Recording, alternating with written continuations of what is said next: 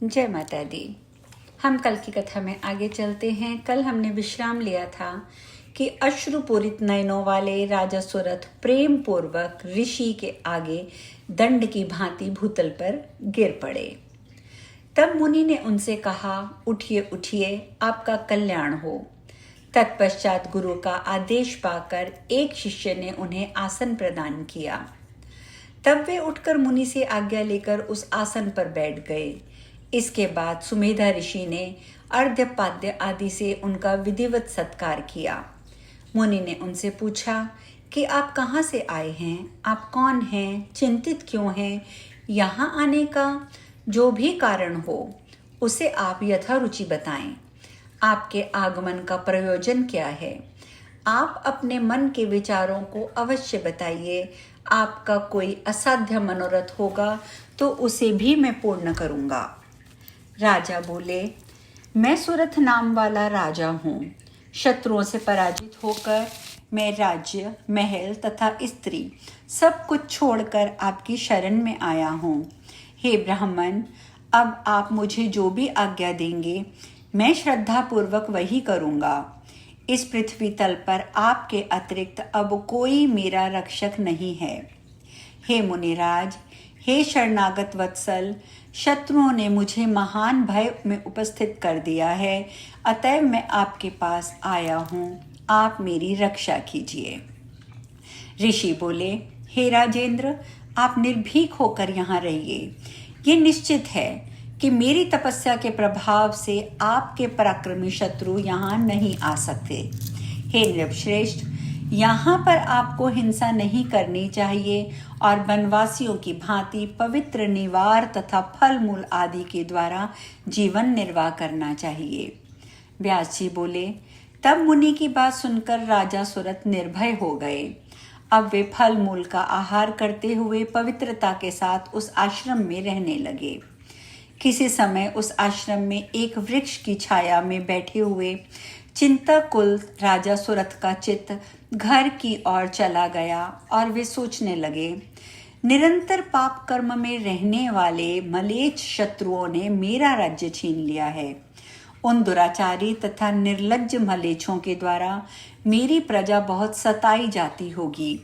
मेरे सभी हाथी तथा घोड़े आहार न पाने और शत्रु से प्रताड़ित किए जाने के कारण दुर्बल हो गए होंगे, इसमें तो कोई संदेह नहीं है। अपने जिन सेवकों का मैंने पहले पालन पोषण किया था, वे सब शत्रुओं के अधीन हो जाने के कारण कष्ट का अनुभव करते होंगे।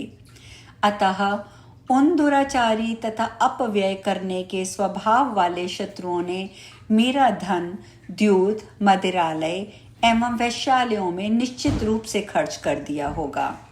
वे पाप बुद्धि मेरे समस्त राजकोष व्यसनों में नष्ट कर डालेंगे। सत्पात्रों को दान देने की योग्यता भी उन मलेच्छों में नहीं है और मेरे मंत्री भी अधीनता में रहने के कारण उन्हीं के जैसे हो गए होंगे। महाराज सुरथ वृक्ष के नीचे बैठकर इस चिंता में पड़े हुए थे। उसी समय एक विषादग्रस्त वैश्य वहां आ पहुंचा। राजा ने उस वैश्य को सामने देख लिया। उन्होंने उसे अपने समीप बिठा लिया और पुनः उससे पूछा, आप कौन हैं और वन में कहाँ से आए हैं? आप उदास क्यों हैं? चिंताग्रस्त रहने के कारण तो आप पीले वर्ण के हो गए हैं। हे महाभाग, 7 पग एक साथ चलने पर भी मैत्री समझ ली जाती है, अतः आप मुझे सब कुछ सच सच बता दीजिए।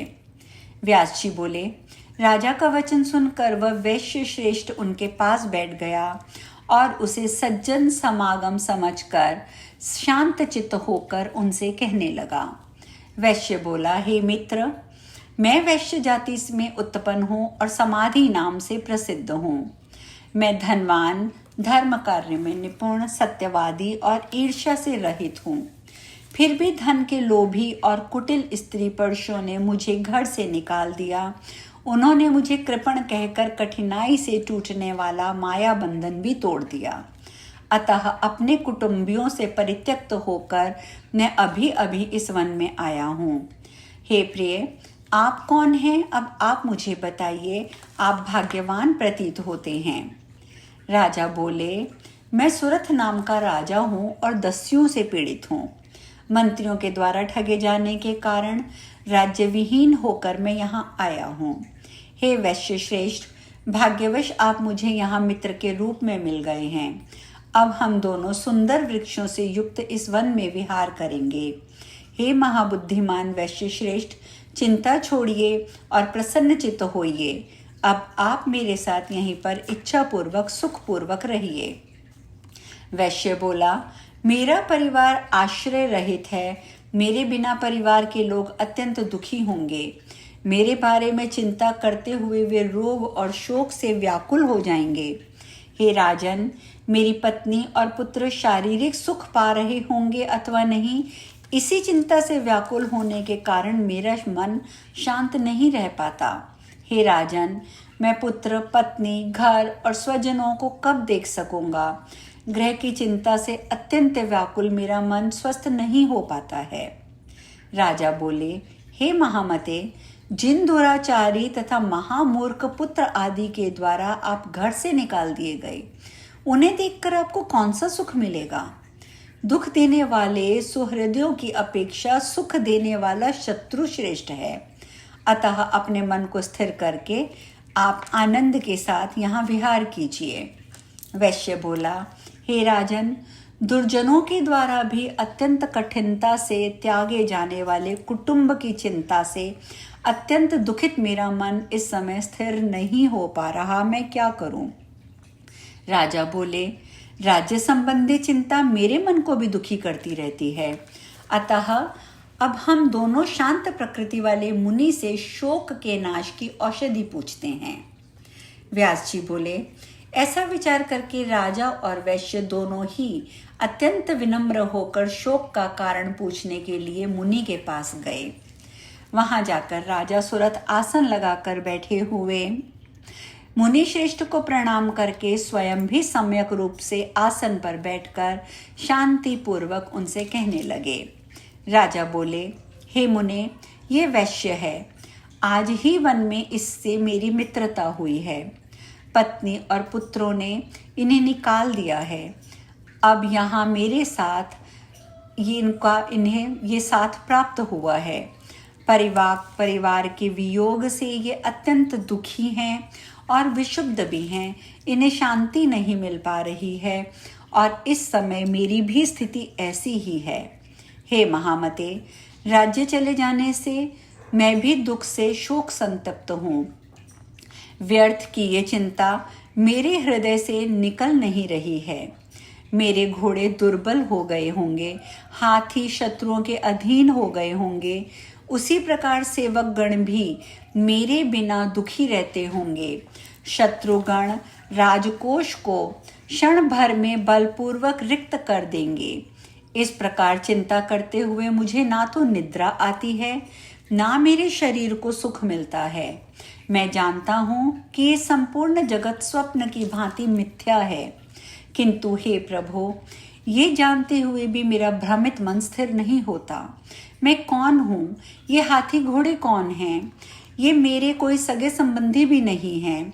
ना ये मेरे पुत्र हैं, ना ये मेरे मित्र हैं जिनका दुख मुझे पीड़ित कर रहा है।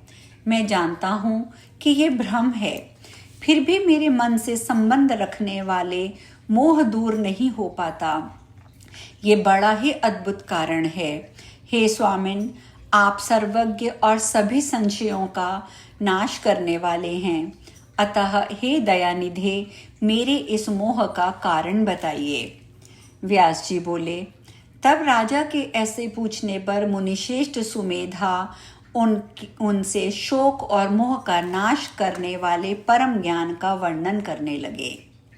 ऋषि बोले, हे राजन, सुनिए, मैं आपको सब बताता हूँ। अब ये चर्चा हम कल करेंगे, क्योंकि इसे मैं बीच में छोड़ना नहीं चाहूँगी। इसीलिए आज मैं यहीं विश्राम लेती हूँ। जय माता दी।